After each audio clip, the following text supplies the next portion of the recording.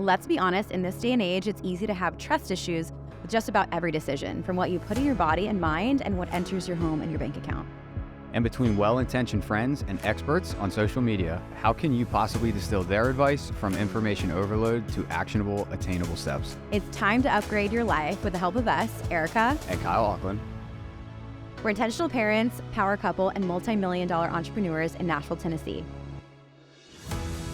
Every week, we're dedicated to having purposeful conversations with each other and leading experts about everything from health, wealth, relationships, entrepreneurship, and mindset to help you make the best decisions for you and your family.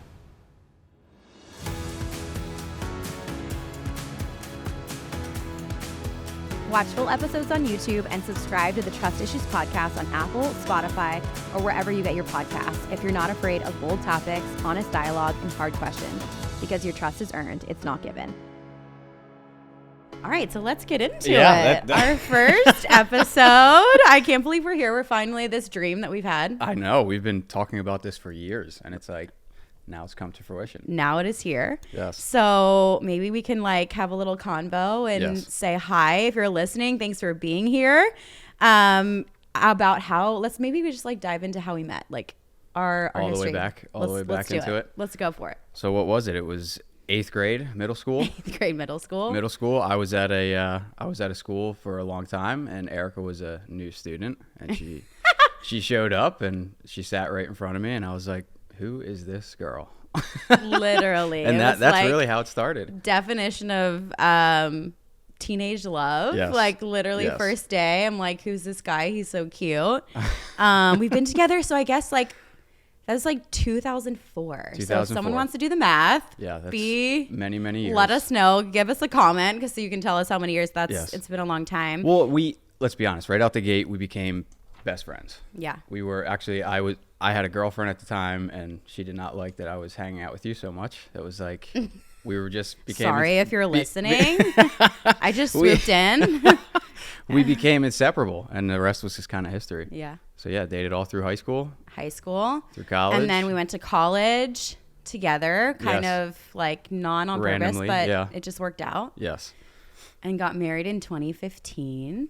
We literally walked into, it was a municipal building in Pennsylvania. Courthouse. It was the funniest day because we literally, his parents were like, you guys just need to get married. We'd been engaged.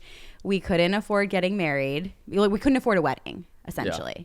So we were just living together, and your parents were like, why don't you guys just get married? Well, and it was even funnier because it was always on the back burner. We talk about it. And then remember, my sweet grandmother, she passed away. So we had family who came into town. They came into town, and we had her memorial service. And then I think it was that same day, my grandfather was like, you guys should get married. Yeah. And we were like, at Nanny's memorial. Yeah. And we were like, okay. Yeah, we're ready. We'll do it for Nanny. So we go to the courthouse. I didn't even have a ring for myself. I used my stepfather's ring. Yeah. Remember? For the ceremony. Yeah, for the ceremony. With this cute little dude who was just at the building. The cutest little old man. We paid him $100. Our getting married cost $100, yes. And I don't even think we paid for it because we were broke. So your stepdad paid for it. Yep. And after that, we went and got burgers. Got cheeseburgers with the family. Yep. And that was our first year. Yeah, literally. And then we went back to our little townhouse that was we had a coffee table with literally 3 legs. It was from IKEA. Yes. It had 3 legs. Yep. And our TV, because my parents own restaurants, so our TV that we got was hand-me-down from an extra one at the bar. It was a bar TV. And it was sitting on top of an ugly ass blue Tupperware in the corner. That was our TV Not stand. A TV stand, the Tupperware. I forgot about it. We couldn't even afford a TV stand. But what we did have, and I'll say, is in our living room, because we had it was kitchen, dining room, no furniture in there. We couldn't afford that. Living room, it was the couch that's actually in, no, that's not this couch. It was another couch. Remember, we had to finance. We couldn't even afford a couch. Yeah. And then that was our big nice purchase. We were like, oh, we financed a couch. We got couches. Literally. Guys, don't finance a couch. Don't do that. You don't need to buy, not when you're broke. Okay. Yeah. Just but we had the coffee table with the 3 legs, the whole situation with the TV. Yeah. And then we had a big bookshelf, and it was all books, and it was like books on mindset, books on money, and books on like all the things we just wanted to like be good at so we could change our life. Our books were like our material things. Yeah. And then our big flex with the couch. Yeah, that was our flex, our only flex. There's not, you don't want to see the rest of it. We're not going to go through the rest of the house. But yeah, like we literally, I remember sitting like, cause you would go to work. Yep. And you were like working, grinding, and you're like, you would drive in that, because we had one car. Yeah. So I would be stuck at home in this townhouse. Yep. And I would literally grab a book, and like, for example, Science Getting Rich by Wallace D. Wattles, like changed my life. Yes. And I would literally sit on the floor on that nasty carpet. We had the dogs, the sweet dogs. Yes. Our dogs, we literally were so broke at one point, we had to feed them they were like getting leftovers, dinners. Spaghetti squash. They were like, beef. Mom, Dad, are we okay? Yeah. But I remember like literally laying on the carpet, reading those books and just being like, dude, I'm going to change my life. Like we're not going to like live like this. And like in our kitchen, I remember like the stack of our bills was like so high. We were just like, it was dismal sometimes. But sure at some point I just threw some of them away just to get them out of my face. Like we can't pay it anyways. Just throw it away. You're not getting it. So I'm sorry. But like we did change our life. Yeah. You know, we worked so hard to change our life. I mean, those years I wouldn't change anything, because that literally built a foundation of like, when you hit rock bottom or you're down in those places, it's like those struggle periods, that's what guides you through. Yeah. It's like, you know, if you don't have a foundation or you had to go through things like that, you just, you know, it's a lot of like surface level. You'll quit. You'll quit if you keep, you know.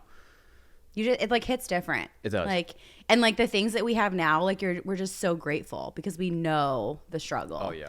Like we like sitting in our living room right now. Like I'm like, we didn't have that. No. Like there was no living room. There was no, you know, but yeah, so we literally, that's our beginning of our relationship, but obviously our life looks a little different. So maybe like, what do you think about it all now? Just going through the time. Well, I will say this. As far as you, I've always known from the beginning, you were going to forge your own path and do something very special. It was like, it was never had to worry about, you know, you and your direction and what you were doing. 'Cause like, I always knew you were going to find your groove and just take off. And to see that happen over the past, I don't know, 5-6 years, it's been very special to be a part of and watch and support. Thank you. Yeah. Well, you always supported me. Yeah. Even the times when I'm like, literally, am I okay? Can I do this? Yes. Like, it's so hard. You're gonna make me emo. I'm gonna cry. Well, when you dig back, you know, it's like these things just come up and you're like, yeah, I did feel that way. Yeah. It's like, my tears are coming. They're coming right now.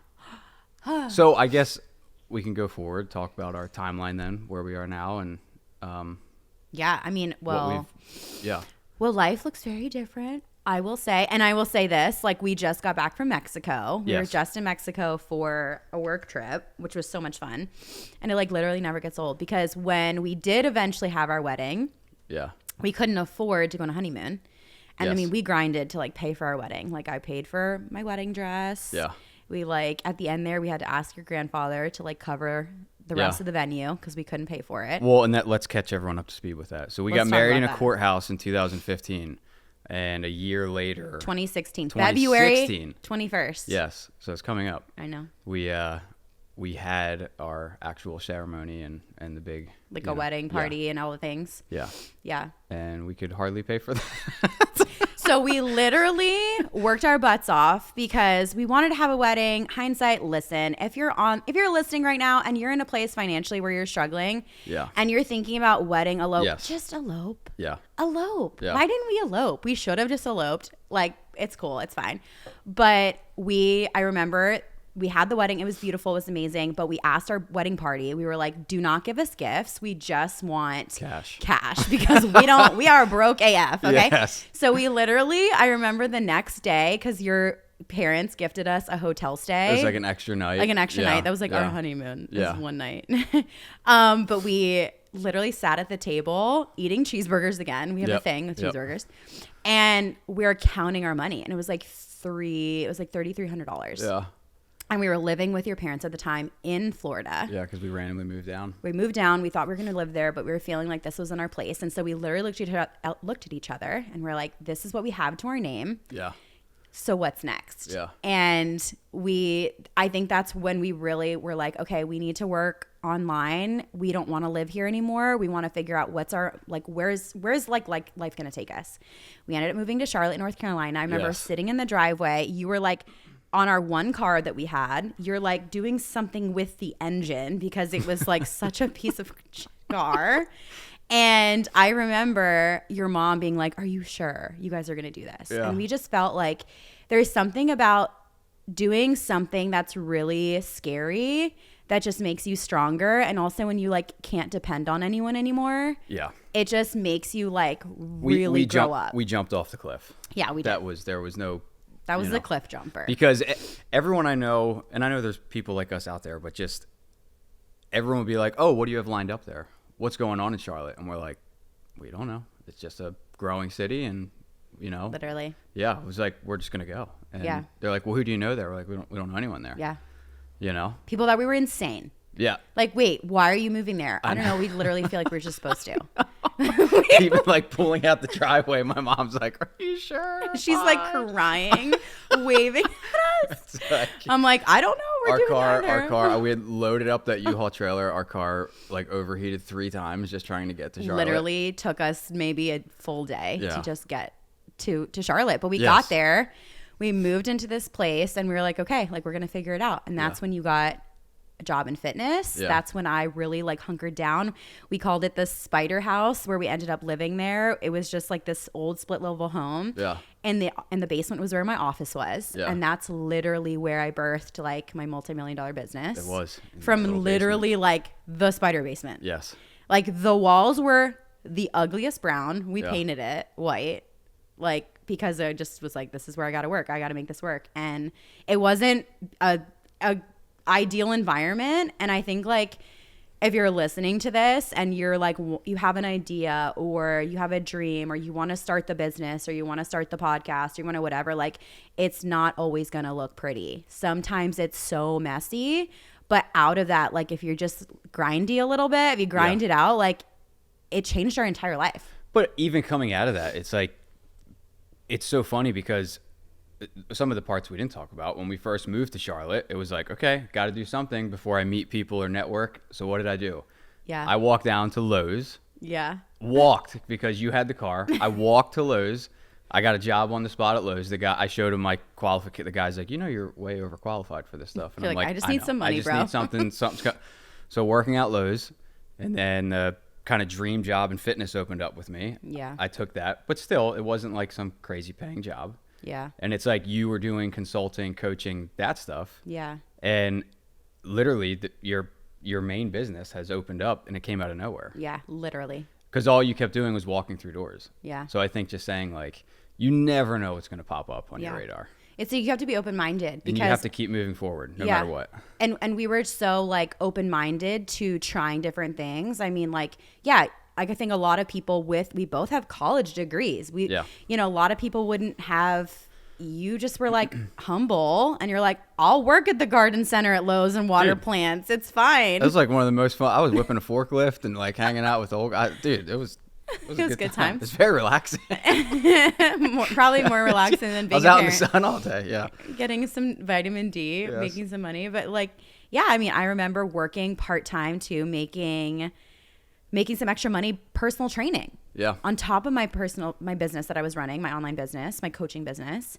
And that's when Money came into my life. Yeah. And it was basically just out of completely, like you said, the blue.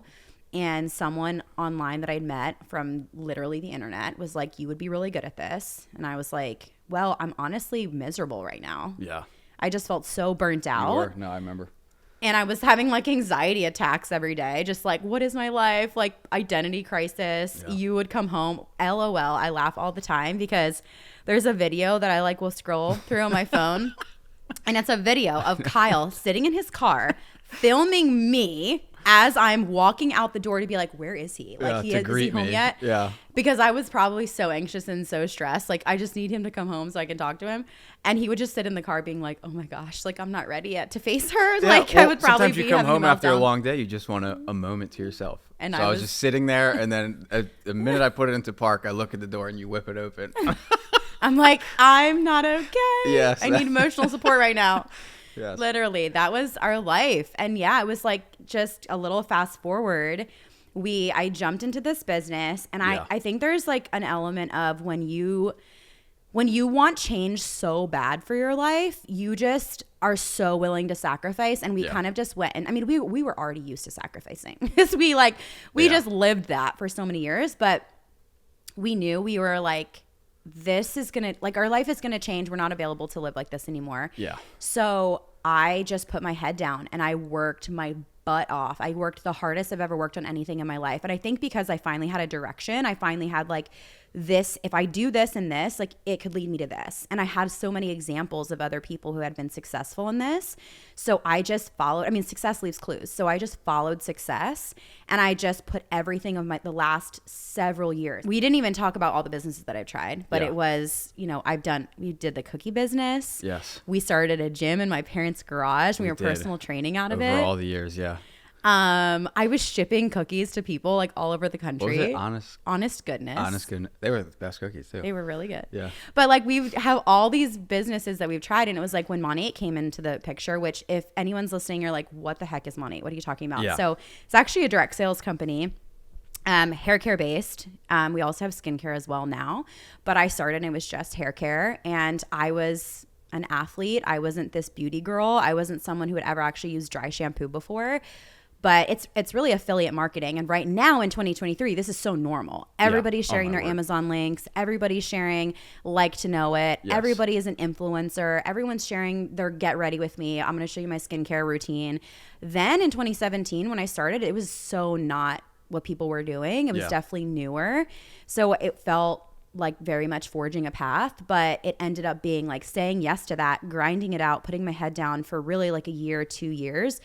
I mean, it put us ahead 5-10 years. Yeah. And now we're at in our life, because we made that decision, like it literally, I mean, we were in $100,000 worth of debt. Yeah. That's a whole nother School conversation. loans, everything, yes. School loans, credit card.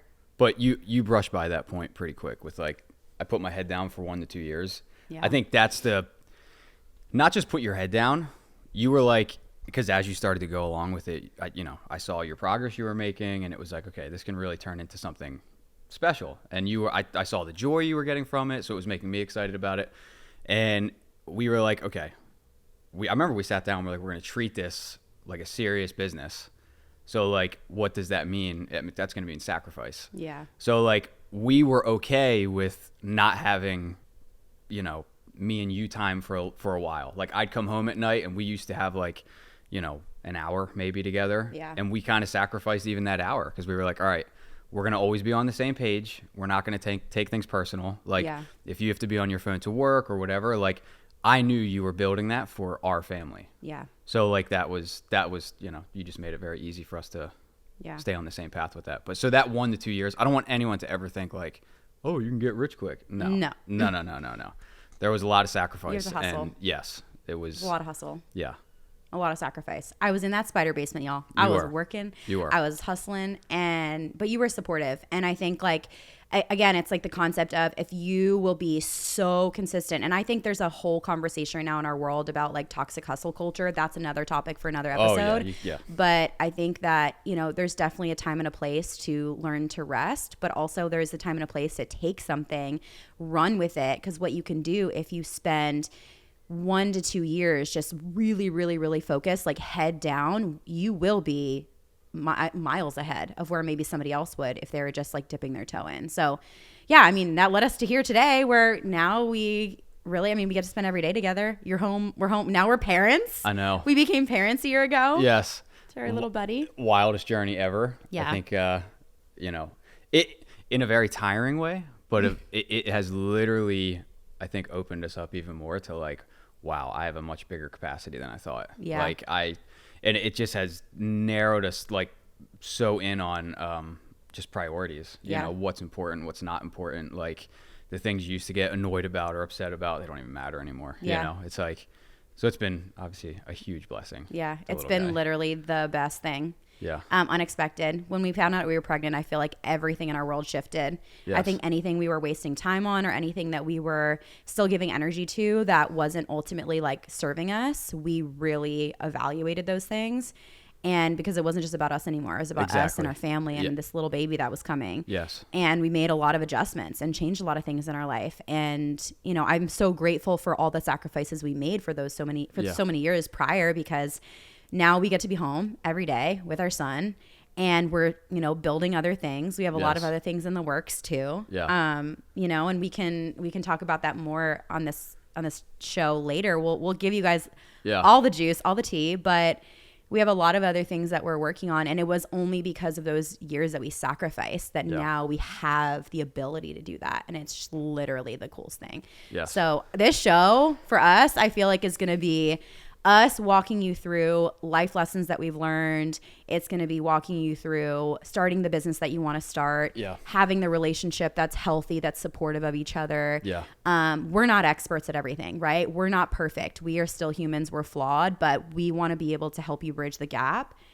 And we want you guys to listen in, because we want you to have the tools that we learned over the past, you know, over a decade. And also, it's literally, I think, one of the best things you can do as you learn and grow and maybe become successful is to turn around and share how you did it and help others. Yeah. I mean, what's the point of it all if you're not, you know, sharing how you got through? Because when we were going through our hardest points, like we said, it's like, who do we turn to? You know, like podcasts, obviously, like reading, mentors, podcast. Yeah. So like, it's just another story. And if it resonates with a small group of people, then hey, that's a success. You know, it's like, you never know the impact you can have with one person. Yeah.